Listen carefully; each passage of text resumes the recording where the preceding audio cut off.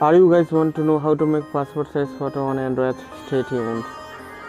In your mobile browser, type 123 passport photo and click on the first website.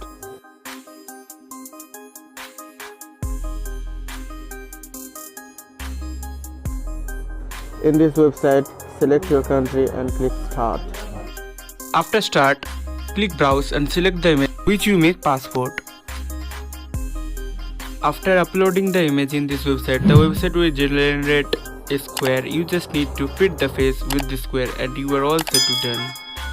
And make your first passport photo on Android.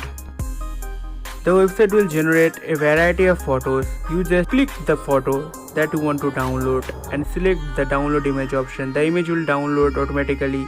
Thanks for watching. Subscribe and follow for more tech information.